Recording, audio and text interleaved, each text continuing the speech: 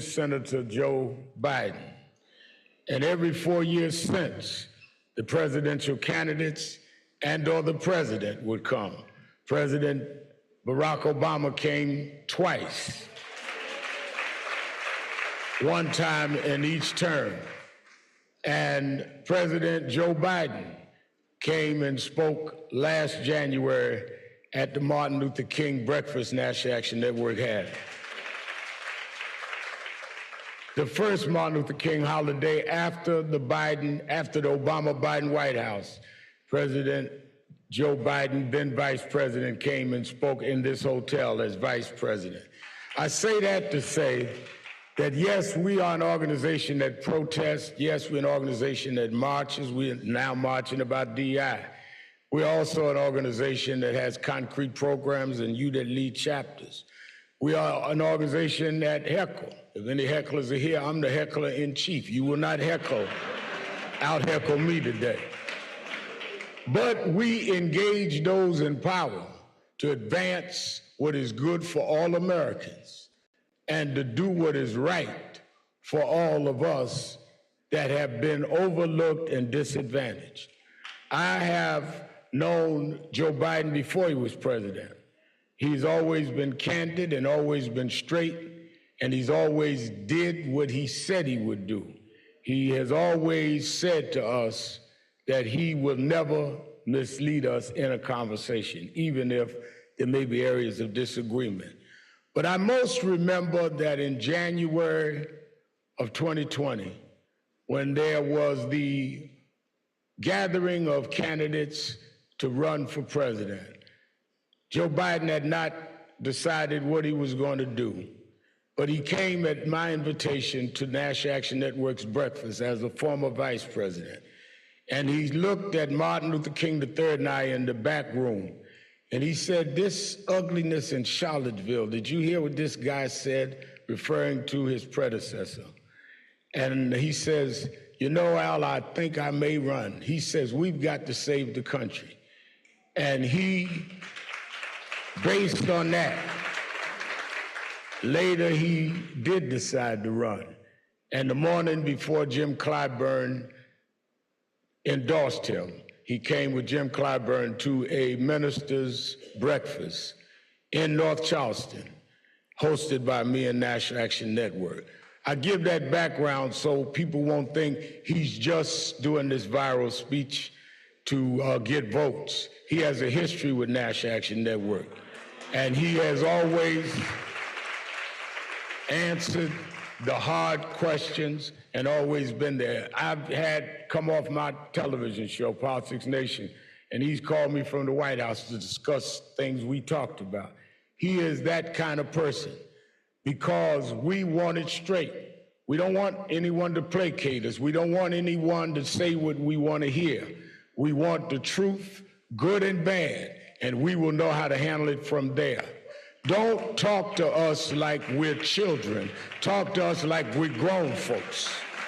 And there are those that want our votes that want to take us for granted and show us some gold sneakers and other foolishness. We want to know about concrete things and what have you done for me lately. In that spirit, I bring to you live from the White House the President of the United States, President Joe Biden.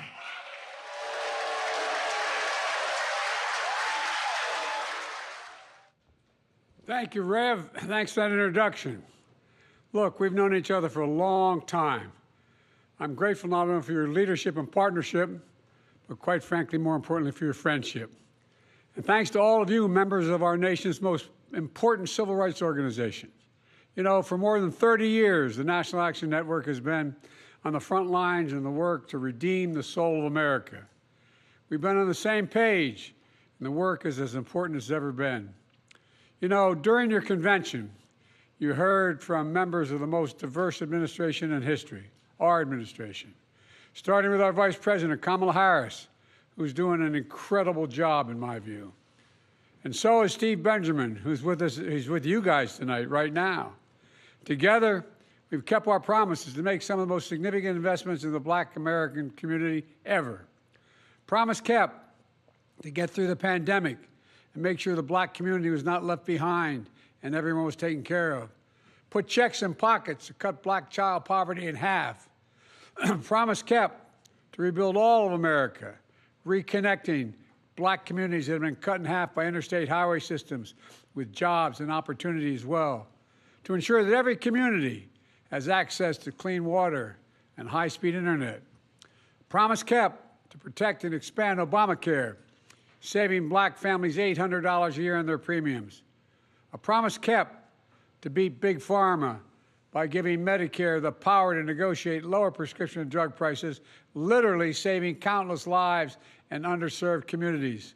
For example, members of the black community who need insulin now are because of their diabetes, now only have to pay $35 a month for insulin instead of $400 a month. And there's much more to come, by the way. A promise kept to invest in historic $7 billion in HBCUs, to relieve student debt for more than 4 million people so far, including a significant number of black borrowers. Including just today, I announced another 277,000 Americans. A significant number of black borrowers are also having their debt forgiven.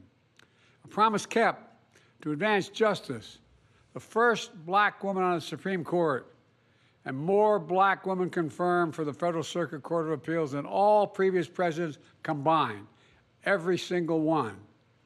Most important executive order on police reform, to ban chokeholds, greatly restrict no-knock warrants, advance effective and accountable community policing. A promise kept to sign the most significant gun safety law in decades, the first law making lynching a federal hate crime, keeping my promise that no one should be in federal prison for merely possessing marijuana. A promise kept to advance environmental justice and to make the most significant investments in climate ever in all of our history. That's delivering clean energy and jobs all across America. The results are real. We've reduced black unemployment rate to its record low. More black Americans have health insurance than ever before. More black businesses are starting up than we've seen in the last 25 years. In fact, despite attacks on our support for brown and black small businesses, we're investing in them as key ways to build generational wealth in communities. Today, I'm proud to announce that last year we awarded $76 billion in federal contracts to small disadvantaged businesses to level the playing field and close the racial wealth gap. I also want to thank my dear friend, HUD Secretary Marcia Fudge, for an amazing career of public service, for leading the charge and making housing more affordable, for proposing a $10,000 tax credit for first-time home buyers, to building more rental units to bring rents down than ever before. We've launched a major effort to root out bias in home appraisal process, so homes in black communities are no longer undervalued compared to the same home in a white community. Thus far, we've eliminated that gap by 40%, and we're going to continue till it's even. Put it all together, black wealth is up 60%, and the racial wealth gap is closed the most in 20 years. You know, I would argue this is transformational change. We know there's much more work to do. There are real threats we face. There are more extreme voices out there who simply don't want to see people of color in the future of our country. They want to turn back the clock. Voter suppression, election suppression, ripping away reproductive freedom, getting affirmative action, gutting it, and attacking diversity across American life. Banning books. This is 2024, banning books, attempting to erase history, embracing political violence like what happened on January the 6th. These extremists are determined to erase the progress we've made. But together we are determined to make history, not erase it. Make history, not erase it. Let me close with this, Rev. You know, we face a moment of choosing at a time when our very democracy is at stake. And that's not an exaggeration. Our democracy is at stake.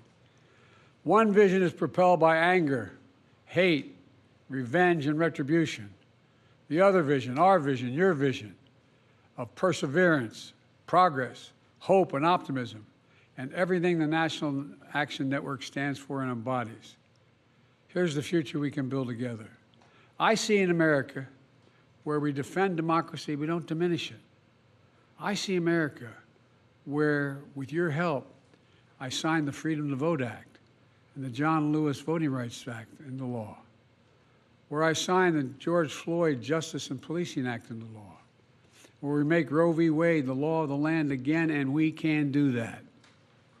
I see a future where we give hate no safe harbor, call out the poison of white supremacy.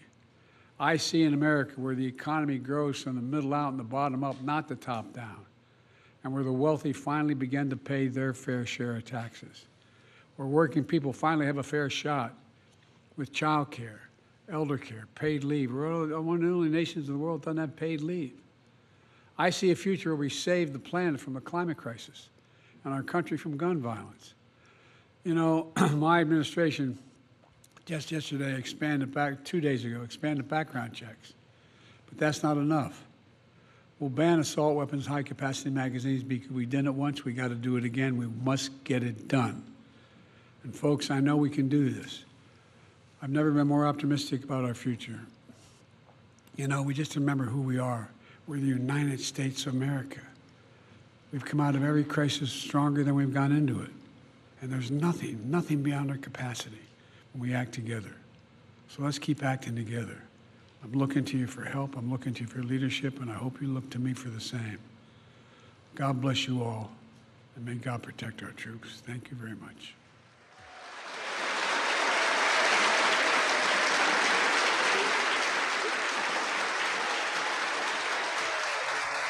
How imminent do you think an attack on Israel is from Iran, Mr. President? I want to get this secure information, but my expectation sooner than later. Mr. President, to Iran in this moment? Don't. Are American personnel and assets at risk, Mr. President? Mr. President, are American troops at risk as well? We are devoted to the defense of Israel. We will support Israel. We will help defend Israel, and Iran will not succeed. Thank you very much. What would trigger a direct U.S. response, sir?